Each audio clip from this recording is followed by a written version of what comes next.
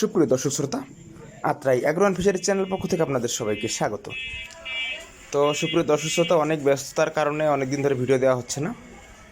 তো আজকে আপনাদের সামনে নিয়ে এসেছি খুবই গুরুত্বপূর্ণ একটি ভিডিও। বস্তায় আদা চাষের জন্য বস্তা প্রস্তুতি, কীভাবে বস্তা প্রস্তুত করতে হবে, আর যারা নতুন উদ্যোক্তা স্পেশালি ভিডিওটি তাদের জন্য। তো স্ক্রিপ্ট না করে সম্পূর্ণ ভিডিওটি দেখুন। তো সুপ্রিয় দর্শক শ্রোতা, দেখতে পাচ্ছেন আজকে আমরা দেখাবো যে বস্তার একদম A to Z বস্তা কীভাবে আপনারা করবেন আদা চাষের জন্য। সর্বপ্রথম আপনারা মাটি নেবেন। দেখতে পাচ্ছেন এখানে আমরা মাটি দিচ্ছি, তারপরে গোবরের সার দেওয়া হচ্ছে। মাটি, গোবরের সার, যেটা জৈব সার, অনেকে ভার্মি কম্পোস্টও ইউজ করতে পারেন। তারপরে ধাপে ধাপে সব কিছু আপনাদের দেখানো হবে। তো দেখতে পাচ্ছেন এখন আমরা সর্বপ্রথম এই মাটি যেটা নেব, মাটির পরিমাণটা হচ্ছে যে আপনার অবস্থা বুঝে। তো সর্বনিম্ন যেটা কোদাল দিয়ে এরকম 1 কোদাল গেল, তারপরে 2 কোদাল, তারপরে হচ্ছে 3 কোদাল। এভাবে 3 কোদাল মাটি দিবেন। আবার গোবরের সার আছে 1 কোদাল। আপনারা যদি বেশি দিতে পারেন বেশি ভালো। সর্বনিম্ন যেটা না দিলেই নয়, সেটা আমরা আপনাদের দেখাচ্ছি, যে স্ট্যান্ডার্ড ফরম্যাট যেটা 1 কোদাল। 3 কোদাল মাটি, 1 কোদাল গোবরের সার। এটা বস্তা কিন্তু রেডি। পরবর্তীতে আমরা ছাই কীভাবে দেবো, বালু দিব, সার, এই ভিডিওটি আমরা পরবর্তীতে আপনাদের দেখাবো। তো আজকে আপনাদের প্রসেসটা দেখানো হচ্ছে যে মাটির বিষয়গুলো। তো কীভাবে মাটি ভরাট করতে হবে বস্তা। সর্বপ্রথম আপনাদের যে মাটির বিষয়টা আমরা বলতেছেন ভাই কোন মাটি দিব। তো সবচেয়ে ভালো হয় যে জমিনের ধান ক্ষেতের যে মাটিটা, উপরের মাটিটা, ধান ক্ষেতের এই মাটিটার উর্বর মাটি অনেক, এই মাটিটা দিতে পারলে আপনাদের ফলনটা বেশি হবে। আবার অনেকেই বিভিন্ন জায়গায় নদীর ধারের মাটি দিচ্ছে, বালু মাটি, ওটাও দিতে পারেন। কিন্তু ওই মাটির যে আপনাদের ধান ক্ষেতের যে মাটিটা, ধান ক্ষেতের, সরিষা ক্ষেতের, আলু ক্ষেতের, এই মাটিগুলো উর্বর বেশি। এখানে যথেষ্ট পুষ্টিগুণ সমৃদ্ধ এই মাটিগুলো। এই জন্য এই মাটিগুলো দিতে পারলে আপনাদের উৎপাদনটা বেশি হবে। আর আপনারা যারা এই ধরনের মাটি দিতে পারতেছেন না, আপনাদের ক্যাপাবিলিটি নাই, যারা নদী থেকে মাটি নিচ্ছে কিংবা অন্যান্য পাহাড় থেকে মাটি সংগ্রহ করে আপনারা বস্তায় আদা চাষ করতেছেন, তাদের জন্য পরামর্শ থাকবে তারা অবশ্যই গোবরের সারটা বেশি দিবে। গোবরের সারটা অবশ্যই বেশি দিতে হবে, তাহলে আপনার উৎপাদন ইনশাল্লাহ ভালো মানের একটা উৎপাদন আপনারা পাবেন। এবং হচ্ছে যে মাটি তো ভালো দিতে হবে, এবং গোবরের সারের পরিমাণ সর্বনিম্ন দেখালাম 1 কোদাল। আপনারা যদি বেশি দিতে পারেন তবে উৎপাদন বেশি হবে। সম্পূর্ণ এই বিষয়গুলো আমরা চাচ্ছি যে রাসায়নিক সার আমরা ইউজ করব না, সম্পূর্ণ প্রসেসটি জৈব সার দিয়েই করা হবে। এই জন্য আমাদের জৈব সারের পরিমাণটা বেশি দিতে হবে। তো এইভাবে আপনারা প্রসেসটা করবেন। সর্বপ্রথম মাটি, বস্তা রেডি করবেন, এবং বস্তাগুলো আপনি দেখতে পাচ্ছেন কেটে আমরা কিছু বস্তা আবার গত বছরের কিছু বস্তা আমরা ইউজ করছি, এবং নতুন এই বছরের বস্তাগুলো আমরা কেটে 2টা করতেছি, সারের বস্তা, ফিটের বস্তা, এবং আপনার হচ্ছে সিমেন্টের বস্তা। সবগুলো আমরা কেটে অর্ধেক করে নিচ্ছি। অর্ধেক করে আপনারা সাশ্রয়ী হবে, এটা বস্তা কেটে 2টা করে দিতে পারেন, সেক্ষেত্রে আপনার সাশ্রয়ী হবে। এভাবে দেখেন যে জমিনের মাটি, ধান ক্ষেতের এই মাটিগুলো আপনারা এই ধরনের মাটি আপনারা সংগ্রহ করবেন, করে বস্তা ভরাট করবেন। তো সম্পূর্ণ ভিডিওটি দেখুন স্ক্রিপ্ট না করে। ভিডিওর মধ্যে অনেকগুলো অজানা তথ্য থাকবে, তো স্ক্রিপ্ট না করে সম্পূর্ণ ভিডিওটি দেখুন।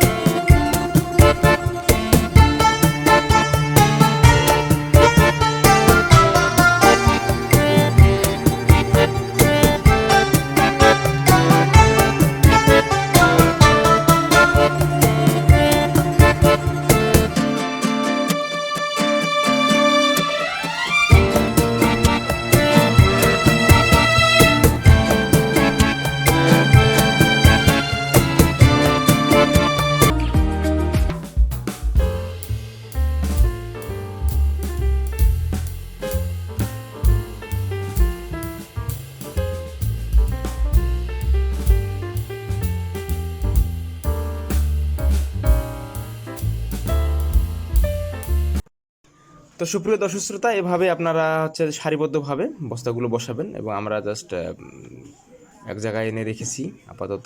পরবর্তীতে আমরা সম্পূর্ণ প্রসেস শেষ করে আবার ভিডিও দেব। আর হচ্ছে যে আমরা যে আজকে শুধু দেখানো হলো যে মাটি কীভাবে ভরাট করতে হয়, জৈব সার কীভাবে দিতে হয়, এবং পরবর্তীতে আমরা আপনাদের স্থায়ী কীভাবে দিতে হয় এই বিষয়গুলো সম্পূর্ণ দেখাবো। তো আজকে আরও থাকতেছে, আপনার তথ্যগুলো আরও পাবেন আপনারা ভিডিওর মধ্যে। তো আজকে ভিডিওগুলো দেখতে পাচ্ছেন। এবং এখানে একটা বিষয়, গুরুত্বপূর্ণ বিষয়, সেটা হচ্ছে যে এই বস্তাগুলো আমরা এভাবে রেখে দিচ্ছি। আমরা এখন রোপণ করতেছি না, তো 10-15 দিন পরে আপনার বস্তা রেখে দিচ্ছেন, 10-15 দিন পরে রোপণ করবেন। সেই জন্য আপনার বস্তাগুলো ঢেকে দেবেন। আমরা যে পুরাতন বস্তা, তারপরে হচ্ছে এদিকে দেখেন যে আমরা পুরাতন গাছ কিংবা ঝাড় জঙ্গল, গত বছরের যে পুরোনো বস্তা, এগুলি দিয়ে ঢেকে দিচ্ছি। এর কারণটা হচ্ছে যদি সরাসরি রোদ পায় তাহলে হচ্ছে আপনাদের বস্তাগুলো পুরপুরা হয়ে যাবে, মানে নরম হয়ে যাবে, ছিঁড়ে যাবে। এই জন্য আমরা একটু ঢেকে দিয়েছি। এতে করে আপনারা যেদিন অন্তত 10 দিন পরে যদি রোপণ করেন, 10 দিন আপনাদের বস্তাগুলো সেফ থাকলো। সরাসরি রোদ পড়লে আপনাদের প্রখর রোদের কারণে বস্তাগুলো নরম হয়ে যাচ্ছে, টেম্পার কমে যাচ্ছে। এই জন্য আমরা একটু ঢেকে দিচ্ছি বস্তাগুলো।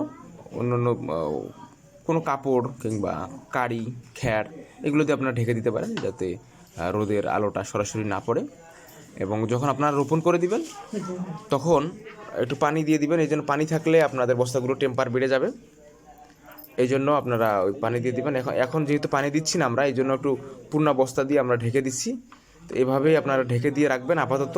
আর যখন আপনারা রোপণ করবেন তার আগে তুলে রোপণ করবেন। এর পরবর্তীতে আমরা আপনাদের দেখাবো যে এইগুলো তুলে কীভাবে ছাই দিতে হয়, আর বালু ছাই কীভাবে অ্যাড করতে হয়, এবং কিছু রাসায়নিক সার যদি আপনারা দিতে চান, রাসায়নিক সার আমরা দেখাবো আপনাদেরকে।